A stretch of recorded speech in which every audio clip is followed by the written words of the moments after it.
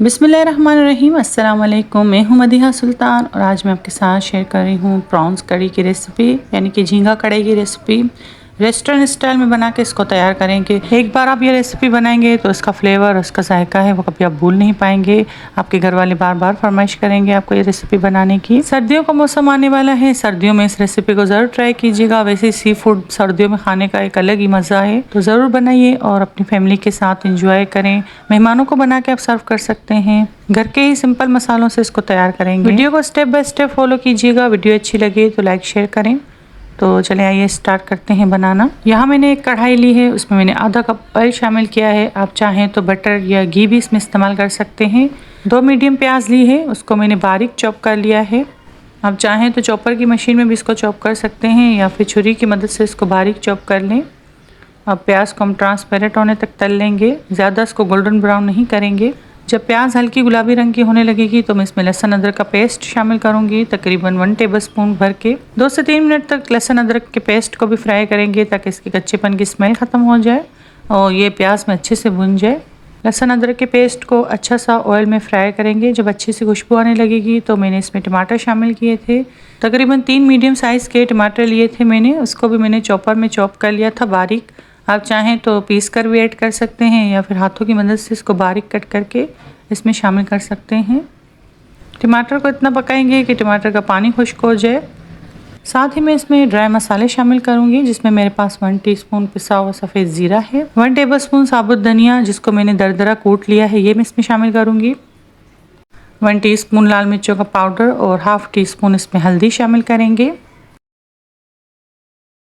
अच्छे से मसालों को ग्रेवी में मिक्स करेंगे और इतना पकाएंगे कि टमाटर हमारे अच्छे से गल जाएं, इसका पानी खुश्क हो जाए और जो मसाला हमने शामिल किया है वो अच्छे से भुन जाए। तकरीबन 5 से 10 मिनट तक मैंने इसको मीडियम हाई फ्लेम पर पका लिया था। अब टमाटर हमारे अच्छे से पक चुके हैं, ऑयल भी सेपरेट हो रहा है। अब मैं इसमें प्रॉन शामिल करूँगी, यानी कि झींगा। आप जब भी ग्रेवी में प्रॉन शामिल करें तो सबसे पहले आप टमाटर का पानी खुश्क कर लें, क्योंकि अगर टमाटर इसके साथ ही हम प्रॉन शामिल करेंगे तो टमाटर में से जो पानी रिलीज़ होगा और झींगों में भी पानी होता है अपना थोड़ा। प्रॉन को ज़्यादा देर नहीं पकाते, क्योंकि अगर हम उसको ज़्यादा ओवर कुक कर लेंगे तो फिर ये खाने में सख्त हो जाएंगे। तो सबसे पहले आप मसाला वगैरह भून लें, टमाटर का पानी खुश्क कर लें, इसके बाद आप उसमें प्रॉन ऐड करें, तो इससे ये जल्दी पक के तैयार हो जाते हैं और खाने में भी ये सॉफ्ट रहते हैं।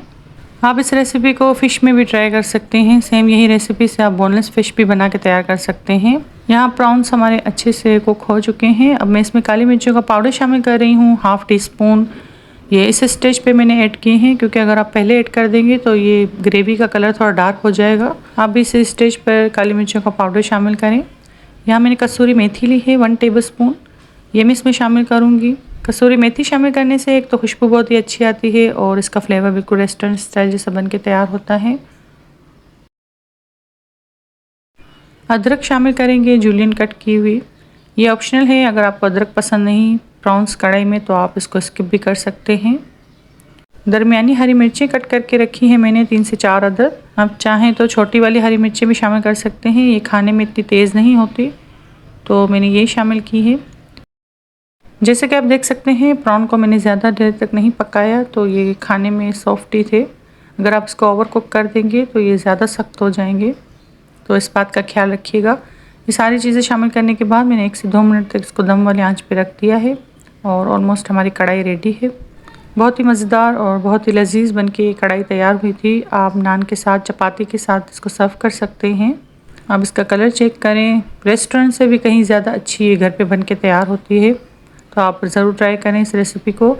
मुझे कमेंट बॉक्स में बताइएगा कि ये रेसिपी आपको कैसी लगी। इस रेसिपी में मैंने आपसे सारी टिप एंड ट्रिक्स शेयर की हैं, तो इसको फॉलो करके आप बनाएंगे तो आप भी एक मज़ेदार सी रेस्टोरेंट स्टाइल जैसी झींगा कढ़ाई अपने घर पे बना के तैयार कर सकते हैं। बहुत ही सिंपल मसालों से और सिंपल तरीके से मैंने आपको झींगा कढ़ाई की ये रेसिपी दी है।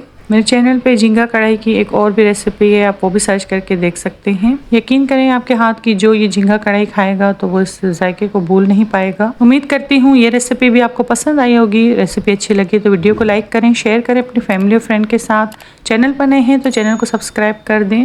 मुझे अपनी दुआ में याद रखिएगा। मिलते हैं किसी नई रेसिपी के साथ, तब तक के लिए अल्लाह हाफिज़।